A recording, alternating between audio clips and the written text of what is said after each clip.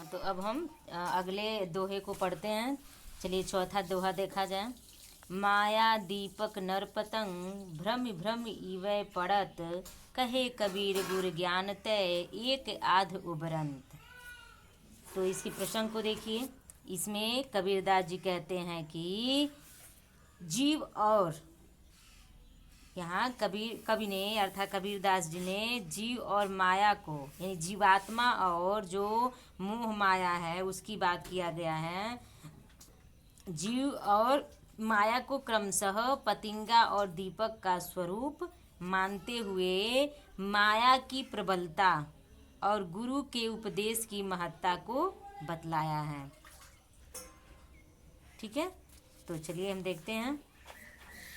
माया दीपक नर पतंग, इसमें जो कठिन कठिन शब्द है उसका अर्थ भी देख लीजिए। पतंग का अर्थ होता है पतिंगा, पतंगा वो बच्चों के द्वारा जो आसमान में उड़ाया जाता है वो पतंगा नहीं।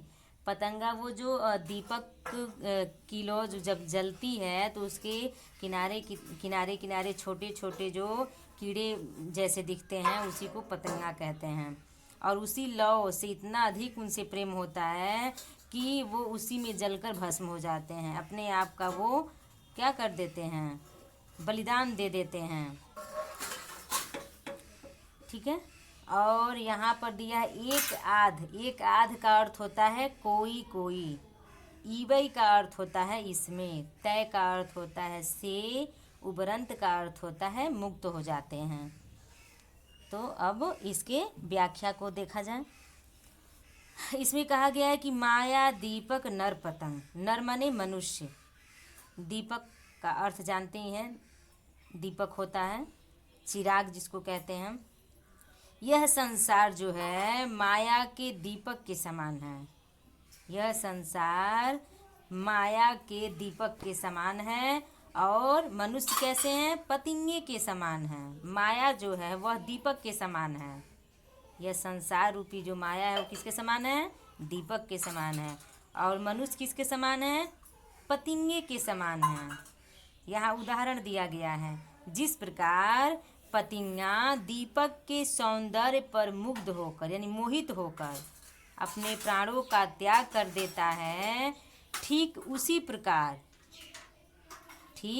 प्रकार मनुष्य माया मोह माया में सांसारिक विषय वासना में लिप्त होकर मुग्ध होकर भ्रम में पड़कर अपने आप को मिटा देता है। कहे कबीर गुरु ज्ञान तय एक आध उभरंत। कबीरदास जी कहते हैं कि गुरु के उपदेश से शायद एक आध ही यानी कि कुछ ही लोग, कुछ ही % मनुष्य इस जीवन से छुटकारा पाता है। अर्थात सब लोग मोक्ष की प्राप्ति नहीं करते हैं, सब लोग इसी विषय वासना में लिप्त होकर अपने आप को खो देते हैं यानी कि मृत्यु को प्राप्त हो जाते हैं। चलिए आगे देखते हैं। अब आपका 5वां है। जब मैं था तब गुरु नहीं, अब गुरु हैं हम नाही, प्रेम गली अति साकरी तामे दोन समाहि। बहुत अच्छी बात इसमें कहा गया है। यहाँ पर अगर प्रसंग लिखेंगे तो आप यही लिखेंगे प्रसंग में कि कबीरदास जी कहते हैं यहाँ पर गुरु और शिष्य के बीच एकात्मकता पर बल दे रहे हैं।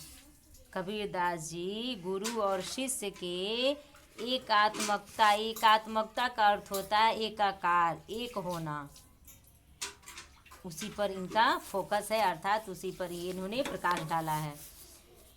मैं का अर्थ होता है अहंकार, साकरी का अर्थ होता है बहुत ही पतला। ठीक है, फिर कठिन शब्द जो है समाहि का अर्थ होता है समाहित होना। अब चलिए इसकी व्याख्या पर ध्यान दिया जाए। जब मैं था तब हरि नहीं। कबीरदास जी कहते हैं कि जब तक मुझ में मैं अर्थात अहंकार था तब तक मुझे अपने सद्गुरु से एकात्म भाव प्राप्त नहीं हो सका। मैं अर्थात अहंकार, मैं गुरु स्वयं को दो समझता था। अर्थात मैं अपने आप को और गुरु को दो समझता था। ये कौन कह रहा है? कबीर दास जी कह रहे हैं हम। अर्थात अहंकार था, तब मुझे अपने सदगुरु से क्या रहा? दूरियां रही। अर्थात उनका हमें एक तरह से माना जाए कि आशीर्वाद प्राप्त नहीं हुआ। यहाँ पर कहा गया है कि मैं गुरु और स्वयं को दो समझता रहा, अतः मैं प्रेम साधना में असफल रहा। क्योंकि प्रेम साधना का जो मार्ग है, यहाँ कहा गया है प्रेम गली अति साकरी। प्रेम साधना का जो मार्ग है वो बहुत संकरा है। संकरा माने बहुत पतला है, उस पर एक होकर ही चला जा सकता है। जब तक द्वैत यानी कि दो प्रकार की भावनाएं रहेंगी। यहाँ कहा गया है कि तामे दो न समाहि। जब तक द्वैत भावना रहेगा, यानी मैं और तू बना रहेगा, प्रेम की साधना, गुरु की भक्ति संभव नहीं है। दोनों एक साथ नहीं हो सकता। तामे दो न समाहि का अर्थ होता है दोनों एक साथ समाहित नहीं हो सकता। इसलिए अहंकार को खत्म करने पर ही गुरु की भक्ति संभव है। ठीक है, चलिए आगे देखा जाए। छठा, भगति भजन हरि नाम है, दूजा दुख अपार, मनसा वाचा कर्मणा कबीर सुमिरन सार। इसके कठिन शब्दों का भी अर्थ देख लीजिए। इसमें ये कहा गया है कि वाचा माने वचन, मनसा माने मन, कर्मणा माने कर्म, सिमरन माने भगवान का नाम स्मरण करना, और सार का अर्थ होता है तत्व। इसका प्रसंग भी देख लीजिए।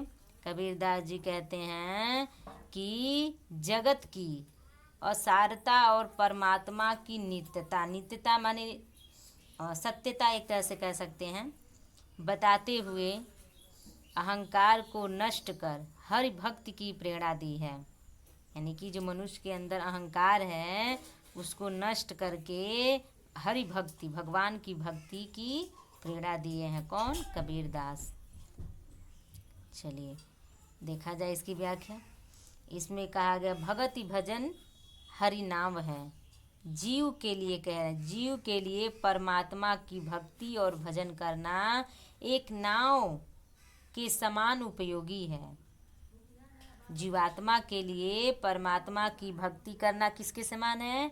नाव के समान उपयोगी है। दूजा दुख अपार। इसके अतिरिक्त संसार में दुख ही दुख है। इसी भक्ति रूपी नाव से सांसारिक दुख रूपी सागर को पार किया जा सकता है। इसलिए मनसा वाचा कर्मणा कबीर सुमिरन सार।